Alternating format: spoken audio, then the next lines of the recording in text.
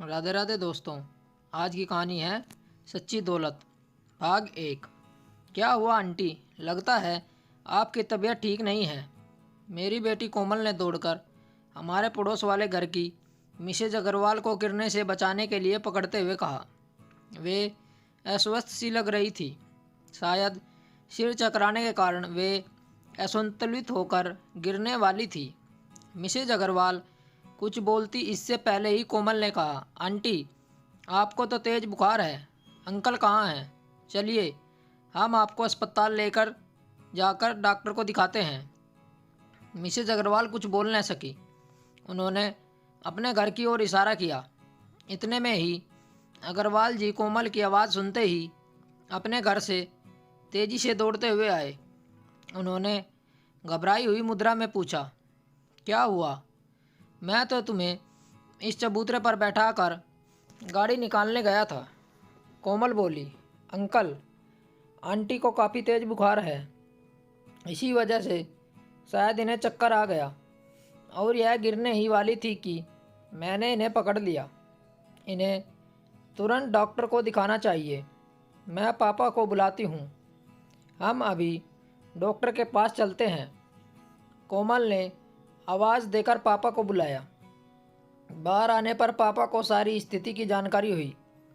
उन्होंने कोमल से हमारे अपने घर से पानी की बोतल, गिलास, ग्लूकोज लाकर मिसेज अग्रवाल को पिलाने को कहा। मैंने अग्रवाल जी से कहा, जब तक पानी लेकर आती है और मैं गाड़ी निकालता हूँ तब तक आप भाभी जी का ध्यान रखिए। मैंने गाड़ी निकाली।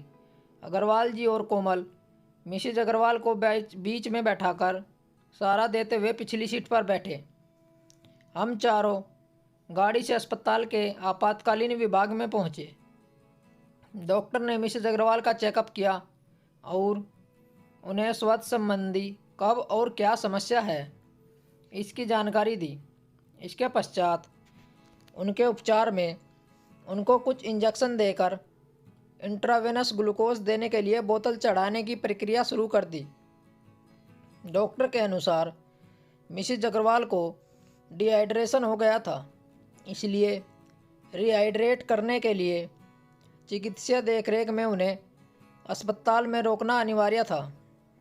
डॉक्टर ने उनके अनुसार उन्हें पहले ही आ जाना चाहिए था। कभी कभी देरी होना घातक हो जाता है। डॉक्टर ने उन्हें आपातकालीन विभाग से वार्ड में भेजने के साथ ही आवश्यक दवाइयाँ लेकर आने को कहा। मैंने अग्रवाल जी और कोमल को उनके साथ वार्ड में चलने को कहा और स्वयं दवाइयाँ लेने के लिए मेडिकल स्टोर चला गया। डॉक्टर के द्वारा लिखी गई सभी दवाइयाँ मैं मेडिकल स्टोर से लेकर आ गया। कोमल मिसेज अग्रवाल के बेड के पास स्टूल पर बैठ गई।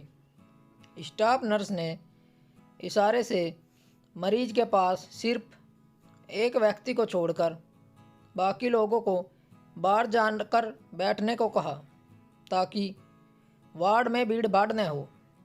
अग्रवाल जी हमारे पड़ोसी थे। उनको और उनकी पत्नी को अपनी अमीरी पर बड़ा ही गर्व था।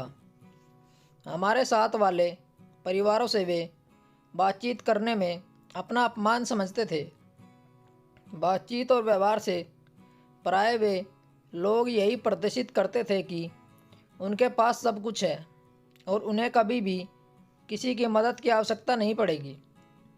वे पैसा फेंको तमाशा देखो वाले सिद्धांत को मानने वाले व्यक्ति थे। मिसेज अग्रवाल भी गली में अपनी चर्चा के दौरान कहती थी कि इस गली में हमारे पतिदेव की सैलरी के बराबर किसी की भी सैलरी नहीं है।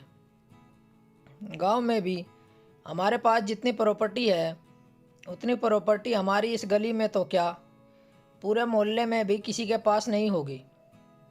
उनके अनुसार उनके स्टैंडर्ड के हिसाब से यह गली है ही नहीं।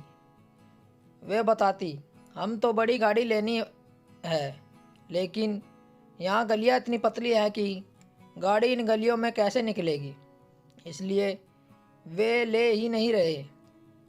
वे तो जब बोलना शुरू करती तो ऐसा लगता था कि उनके केवल बोलना ही है।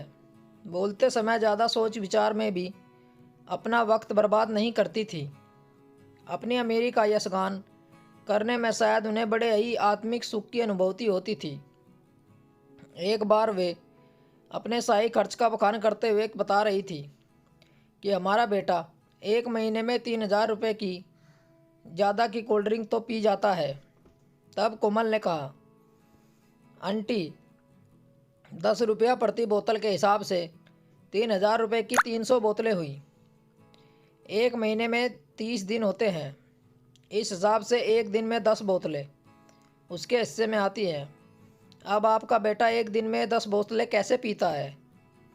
24 घंटे में कितने घंटे सोता है, कितने घंटे जागता है? 10 बोतल रोज खत्म करने के लिए उसने अपना क्या रूटीन तय किया हुआ है? अगर वह इतना कोल्ड ड्रिंक पी लेता है तो यह उसके स्वास्थ्य के लिए भी बहुत ही नुकसानदायक है। मिसेज अग्रवाल ने झूठ पकड़े जाने पर भी झेपना तो सीखा ही नहीं था। ऐसे मौक़ों पर भी मुस्कुराते हुए अपने घर के अंदर घुस जाती थी। वैसे तो वे आसपास लोगों से बात करना भी अपनी प्रतिष्ठा के खिलाफ समझती थी। सामान्यतः किसी से बात भी तभी करती जब उन्हें सेखी बघारनी होती थी। आसपास के लोग उनकी इस आदत से भली भांति परिचित थे। तभी तो सब वह अपनी हाँक रही होती थी, तब उनकी बात को कोई गंभीरता से नहीं सुनता था। मिस्टर अग्रवाल उनसे भी 4 कदम बढ़कर थे। वे शायद ही कभी किसी से बात करते थे। किसी के सुख दुख से उन्हें कुछ लेना देना नहीं था। अपने घर से बाहर निकलते समय या बाहर से आते हुए घर, इससे आगे की कहानी के अगले भाग में बताएंगे। स्टोरी को लेकर आपकी क्या राय है, नीचे कमेंट करके ज़रूर बताइए। ऐसी ही और बेहतरीन कहानियों के लिए हमारा चैनल ज़रूर सब्सक्राइब करें। मिलते हैं आपसे एक और कहानी के साथ। तब तक जुड़े रहिए हमारे चैनल के साथ। कहानी सुनने के लिए आप लोगों का बहुत बहुत धन्यवाद। राम राम दोस्तों।